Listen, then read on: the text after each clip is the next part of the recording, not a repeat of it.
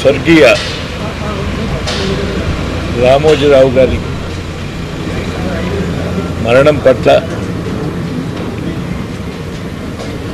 నా హృదయపూర్వక విషాదం తెలియజేయటంతో పాటు వారి మృతికి నా సంతాపం తెలియజేస్తున్నాను. వారి కుటుంబానికి నా ప్రగాఢ సానుభూతి. ఆ తర్వాత రామోజీరావు గారితో సుమారు నాకు ప్రత్యక్షంగా 1983 నుండి అంటే సుమారు 42 సంవత్సరాలకు పైన అనుబంధంతో పాటు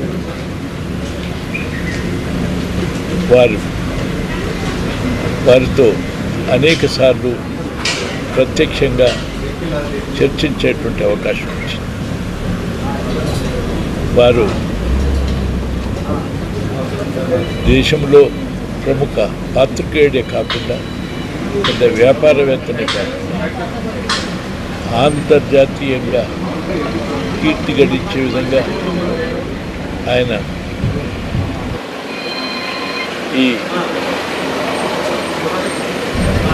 ఈ ఫిల్మ్ సిటీని నిర్మాణం చేసి అంతర్జాతీయంగానే దీనికి హైదరాబాద్కు గుర్తింపు తెచ్చింది. అంతేకాకుండా ఆయన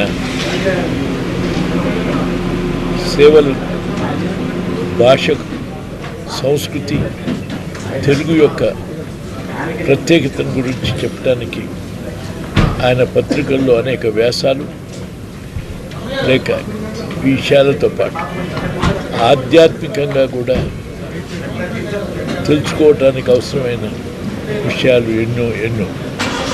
ఇంతకంటే ముఖ్యంగా ఈ పత్రికా రంగంలో రాకముందు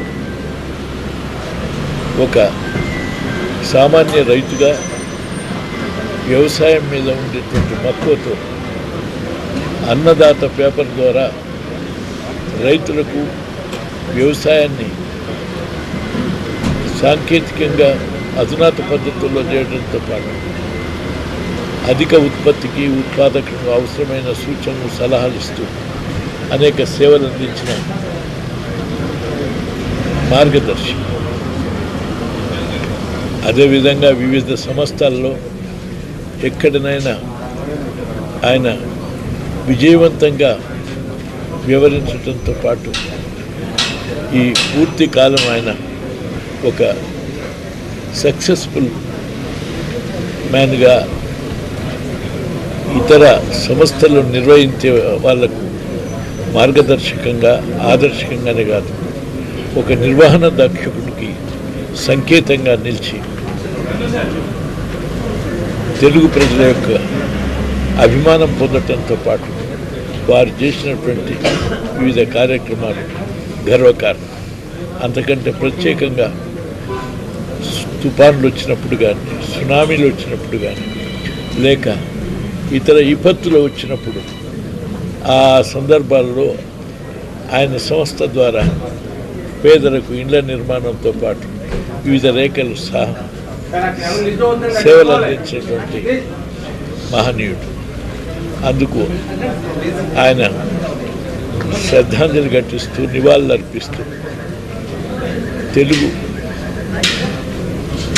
తెలుగు రాష్ట్రంలో ఆయన స్ఫూర్తి పొంది ఆ విధంగా ఓ నిర్వహణ దక్షుడిగా, ప్రజాసేవకుడిగా నిర్వహించేటువంటి ప్రతి దాంట్లో ఓ ప్రత్యేకత స్థాపించి అనేక మందికి ఉపాధి కల్పించడంతో పాటు ఒక మార్పు సంస్కరణకు ఆద్యుడిగా గమనించవలసి ఉంది. ఆ విధంగా వారి స్ఫూర్తిని పొంది మనం ముందుకు సాగుతానికి ఆయన నిర్వహించినటువంటి ఈ సేవలను చిరస్మరణీయంగా వెళ్తాం. అందుకు ఈ సంస్థలో పనిచేసేటువంటి వారందరూ కూడా మీరు వారి స్ఫూర్తిని పొంది ఆ వారసత్వాన్ని, ఆ ఆలోచన విధానాన్ని కొనసాగించి సమాజానికి ఉపయుక్తంగా ఆయన ఆశించిన రీతిగా ఈ సంస్థను కూడా కొనసాగాలని నేను ఆశిస్తూ సెలవు.